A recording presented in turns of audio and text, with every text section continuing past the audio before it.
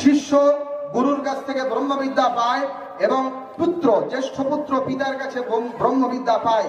ছান্দোগ্য উপনিষদ এবং বৃহদারণ্যক উপনিষদের বর্ণনায় তার প্রমাণ পাওয়া যায়।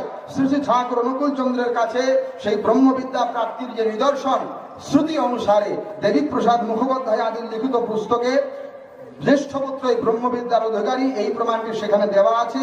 এই জন্য পরম্পরা অনুসারে শ্রী শ্রী ঠাকুর অনুকূল চন্দ্রের পরে তার জ্যেষ্ঠ পুত্র পদম পূজ্য বা শ্রী বরদাকে তার আচরণে তন্নিষ্ঠ আচার্য রূপে প্রতিপালিত করতে হয়। ইষ্টগুরু পুরুষোত্তম প্রতীকগুরু বংশধর রেত শরীরে সুপ্ত থেকেও জ্ঞান্ত দিনে নিরন্তর প্রশ্ন করেছেন। একটি প্রশ্ন আছে, যেমন পুরুষোত্তম আসেন যখন ইষ্ট আচার্য তিনি গুরু, তিনি সবার জীবন ধারা, তিনি সবার জীবন মেরু।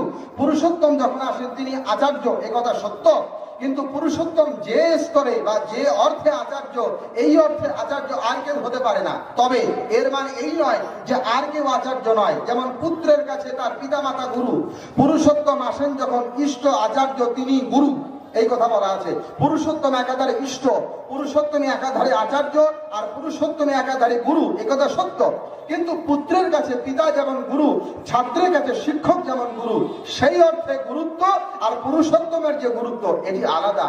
অতএব শ্রী শ্রী ঠাকুর যে অর্থে আচার্য, সে অর্থে আচার্য আর কেউ নয়, তিনি আচার্যেরও আচার্য, তাই তাকে বলা হয় পরম আচার্য।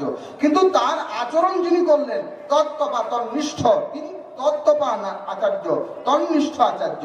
ঝামেলা করার কিছু নাই। তিনি যে বিধানগুলো আমাদের মাঝে দিয়েছেন, সেই বিধানগুলোকে যদি আমরা নিষ্ঠা সহকারে প্রতিপালন করি তবে কল্যাণ।